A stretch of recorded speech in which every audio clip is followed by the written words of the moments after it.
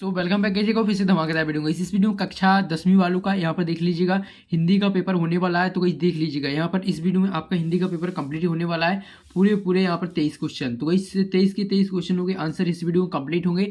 तो सभी बच्चों को वीडियो को एंड तक वॉच करना है। चलिए फटाफट कंप्लीट कर लेते आपका ये सेट का पेपर। तो वही हमने बता दिया आपके 4 सेटों में पेपर जो है आने वाले। चलिए थोड़ा जूम कर देते हैं ताकि जो पेपर है आपको साफ साफ दिखाई दे। तो वही से यहाँ पर 4 सेटों में पेपर आएंगे, क्वेश्चनों के क्रम बदल दिए जाएंगे। ठीक है, तो वही से आपके देख लीजिए निर्देश वगैरह हैं। 401 आपके पेपर है कोड रहने वाला है। चलिए कंप्लीट कर लेते हैं। तो वही देख लीजिएगा यहाँ पर पहला क्वेश्चन आपका आ गया। तो इस पहला क्वेश्चन का आंसर देखेंगे, देख लीजिए जल्दी से सभी विद्यार्थी वीडियो को लाइक एंड चैनल को सब्सक्राइब। ठीक है, तो वही देख लीजिए पहला है निम्नलिखित कथनों के सही विकल्प चुनकर लिखना है। चलिए कंप्लीट करेंगे। पहला 6 नंबर के क्वेश्चन है, यहाँ पर देख लीजिएगा। पहला व्यवधि शब्द का अर्थ है, तो इस आधार है चिंता रोग विराय। तो वही इसका करेक्ट आंसर लगा लीजिएगा पहले का सी रोग।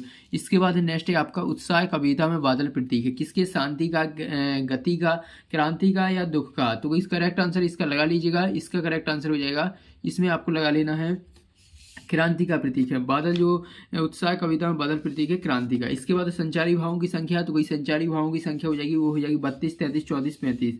करेक्ट आंसर 33 लगा लीजिएगा। इसके बाद एक कलम का जादूगर कहा जाता है स्वयं प्रकाश जी को, सर्वदयाल सक्सेना जी को, या मन्नू भंडारी को, या राम वृक्ष बेनीपुरी को। करेक्ट आंसर लगा लीजिएगा राम वृक्ष बेनीपुरी को। इसके बाद नेक्स्ट क्वेश्चन की ओर जाते हैं पांचवा अर्थ के आधार पर वाक्य के भेद हैं 4, 6, 8, 10। तो इस करेक्ट आंसर हो जाएगा 8। इसके बाद है फेरी भिटूला का अर्थ है, तो इस फेरी भिटूला का अर्थ है फिर मिलेंगे, फिर आएंगे, फिर चलेंगे, फिर मिलेंगे। तो इससे इसका करेक्ट आंसर हो जाएगा इसमें फिर मिलेंगे, फेरी भिटूला का हो जाएगा फिर मिलेंगे। तो इसी आपके 1 नंबर कंप्लीट, जो 6 नंबर कंप्लीट हो जाता है क्वेश्चन पहला कंप्लीट। इसके बाद क्वेश्चन दूसरा जाता है। क्वेश्चन दूसरा में आपको यहाँ पर रिक्त स्थानों में सही शब्द चुनकर उत्तर लिखना है। तो इस 6 नंबर आपके इसमें कंप्लीट। चलिए पहला क्वेश्चन देख लीजिए क्या कह रहा है। पहला है परशुराम स्वभाव से डॉट डॉट थे, क्रोधी दयालु। तो इस करेक्ट आंसर हो जाएगा क्रोधी थे। ठीक है, तो इसका लगा लीजिएगा क्रोधी। इसके बाद है यहाँ पर नेक्स्ट है चौपाई के प्रत्येक चरण में डॉट डॉट मात्राएं होती है कितनी, 16 होती है। तो इस लगा लीजिएगा 16।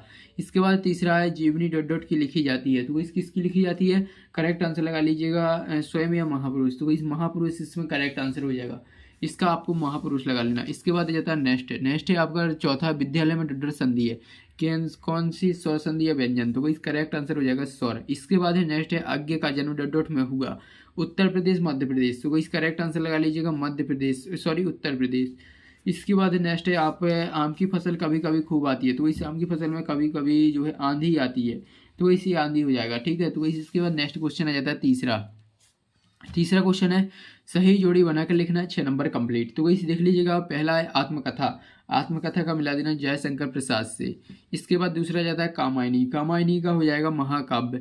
तो वही हमने आपके 2 से 8 पेपर डाल दिए, दोनों को आपको अच्छी तरीके से कंप्लीट करके जाना है। ठीक है, तो वही इसके बाद है तीसरा यदा कदा का हो जाएगा आपका सैलेंस भटियाना। इसके बाद है चौथा मन्नू भंडारी का हो जाएगा महाभोज। इसके बाद है नेक्स्ट है 5वां दांत खट्टे करना का हो जाएगा परास्त। इसके बाद है 6वां आज्ञा का हो जाएगा सच्चिदानंद और हीनानंद। तो वैसे आपके 6 नंबर कंप्लीट हो जाते हैं आपकी सही जोड़ी में। इसके बाद आ जाते हैं क्वेश्चन चौथा की ओर। क्वेश्चन चौथा में एक वाक्य में उत्तर लिखना है जो कि 6 नंबर के कंप्लीट कर लेते। पहला सूर सरावली के कवि का नाम क्या है। तो इससे नाम क्या है, सूरदास है। तो इसमें हो जाएगा सूरदास। इसके बाद नेक्स्ट देखेंगे गढ़ों की कुल संख्या लिखिए। तो इस गढ़ों की कुल संख्या होती है कितनी होती है, 8 होती है। इसके बाद है रिपोर्टाज किस भाषा का शब्द है। तो इसमें लिख देना फ्रेंच, इसमें क्या हो जाएगा फ्रेंच। तो इसके बाद संस्कृति पाठ किस विधा का है। तो इसमें लिख देना निबंध, इसका हो जाएगा निबंध लिखना है। तो इसमें निबंध हो जाएगा करेक्ट आंसर। तो इस निबंध लिख देना। इसके बाद है यहाँ पर प्रतिदिन में कौन सा समास है। तो इस प्रतिदिन में जो समास है वो अव्ययी भाव समास है। तो इसमें लिख देना अव्ययी भाव समास, इसका करेक्ट आंसर हो जाएगा। तो इसलिए उत्तर लिख लीजिएगा इसका अव्ययी भाव समास। इसके बाद चलिए नेक्स्ट पेज पे चलते हैं। नेक्स्ट 5वां तक कंप्लीट हो जाती है। इसके बाद 6वां देखेंगे।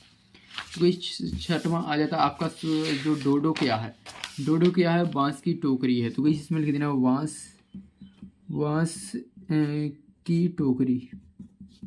बांस की टोकरी, इसका करेक्ट आंसर हो जाएगा। तो सभी विद्यार्थी यार वीडियो को लाइक कर दीजिए क्योंकि आप लोग बाद में भूल जाती हो। इसके बाद नेक्स्ट जाते हैं सत्य। चलिए कंप्लीट करेंगे। निम्नलिखित कथनों में सत्य बताना जो कि 6 नंबर की। पहला है निराला को आधुनिक कवि भी कहा जाता है। तो वैसे आपका सत्य हो जाएगा। इसके बाद रामचरितमानस महाकाव्य है। तो वैसे आपका सत्य हो जाएगा। इसके बाद एक अंक वाली रचना कहानी कहलाती है, तो वैसे आपका असत्य हो जाएगा। इसके बाद नेक्स्ट क्वेश्चन है, नेक्स्ट चौथा है, कृतवाच्य भाव प्रधान होता है, तो वही कृतवाच्य भाव प्रधान असत्य हो जाएगा। इसके बाद है नेक्स्ट है उपकार मानने वाला कृतज्ञ कहलाता है, तो वैसे आपका जो है सत्य हो जाएगा। इसके बाद है नेक्स्ट है आपका यहाँ पर है चार लड़के बैल बनकर मोड़ खींचने लग जाते थे, तो वैसे आपका असत्य हो जाएगा। तो वैसे आपके सत्य सत्य कंप्लीट हो जाते हैं। चलिए इसे स्क्रीनशॉट ले लीजिएगा। छठवां देखेंगे, छठवां प्रश्न है आपका सुशीर बाध्य से क्या अभिप्राय है। इसके बाद है अथवा है मन्नू भंडारी के पिता का स्वभाव शक्य क्यों हो गया था। इसके अथवा में है सॉरी अथवा का हो जाता है। इसके बाद सातवां आ जाता है आत्मकथा और जीवनी में 2 अंतर, नहीं तो आप कहानी उपन्यास में 2 अंतर लिख सकते हैं। तो वैसे आपके 7वां तक कंप्लीट। इसके बाद है 8वां अलंकार किसे कहते हैं, छंद की परिभाषा लिखना। इसके बाद चलिए फटाफट क्वेश्चन देख लेते हैं, फिर इनके बाद इनकी आंसर देखेंगे। 9वां है 2 खंड काव्यों के नाम लिखना। 8वां दिया छंद के कितने भेद हैं।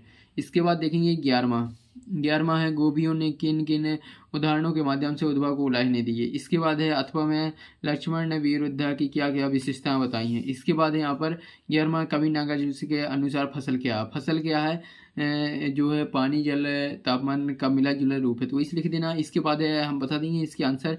इसके अथवा में आधुनिक हिंदी साहित्य के में जयशंकर प्रसाद का क्या स्थान है।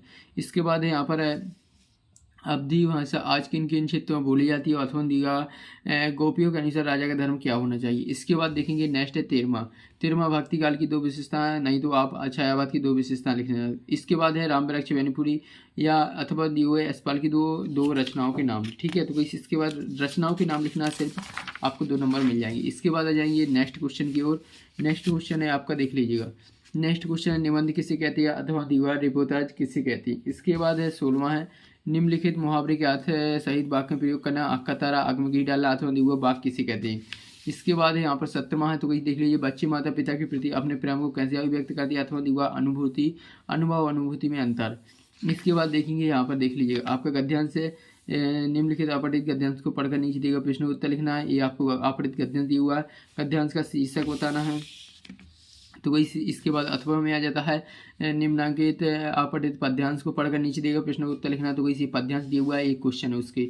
इसके बाद आ जाता है 19वां, तो इस 19वां का है आपका निम्नलिखित विषयों में से किसी एक विषय पर संवाद लेखन लिखना। पर्यावरण प्रदूषण दिया हुआ, आतंकवाद दिया हुआ है। इसके बाद तीसरा, इसके बाद आता है 20वां निम्नलिखित पद्यांश का संदर्भ प्रसंग सहित भावार्थ लिखना। चलिए कंप्लीट करेंगे, तो वही देख लीजिएगा, ये आपको पद्यांश दिया हुआ है। इसके बाद इसका अथवा जल्दी से स्क्रीनशॉट ले लीजिए। इसके बाद 21वां है, 21वां में निम्नलिखित वाक्यों को निर्देशानुसार परिवर्तित कर लिखना है। यहाँ पर इसको प्रश्नवाचक बनाना है, इसको निश्चितवाचक, इसको आज्ञावाचक। तो वैसे आपके 21वां हो जाता है। इसके बाद है 21वां का अथवा, तो वैसे रहा आपको निम्नलिखित शब्द समूह के लिए एक शब्द लिखना है जहाँ लोग परस्पर मिले, जो सभी को स्वीकार हो, जिसका आकार ना हो, तो वैसे निराकार। इसके बाद देखेंगे 22वां क्वेश्चन देख लीजिए क्या कह रहा है। परीक्षा में प्रथम स्थान प्राप्त करने पर अपने मित्र को एक बधाई पत्र लिखना। अथवा दिवा बड़े भाई के विवाह में आमंत्रित करने हेतु मित्र को आमंत्रण पत्र। इसके बाद 23वां निम्नलिखित में से किसी एक विषय पर 120 शब्दों में अनुच्छेद लिखना है। तो वैसे आपके देख लीजिएगा 23वां तक कंप्लीट हो जाती है आंसर क्वेश्चन। अब चलिए इनके आंसर देख लेते हैं। तो वैसे आंसर की टेंशन नहीं लेना, आपको वीडियो डिस्क्रिप्शन में टेलीग्राम चैनल की लिंक दे देंगे, वहाँ पर हमने सॉल्यूशन का पूरा PDF डाल दिया है। तो क्वेश्चन नंबर 6वां से आपके सभी के आंसर उसमें है, तो वही जल्दी से जाकर जो है डाउनलोड कर लीजिएगा। जल्दी से सभी स्टूडेंट वीडियो को लाइक कर दीजिए और चैनल को सब्सक्राइब कर लीजिए। तो वही मिलते नेक्स्ट वीडियो में। हमने 2 सेट आपके डाल दिए, दोनों को अच्छे तरीके से पढ़ लीजिएगा और आपने अपनी नोटबुक से भी बहुत सारा पढ़ लिया होगा, तो पूरा आपको याद करके जाना है, ठीक है। तो वही आपका अच्छा पेपर जाएगा। तो वही मिलते हैं नेक्स्ट वीडियो में।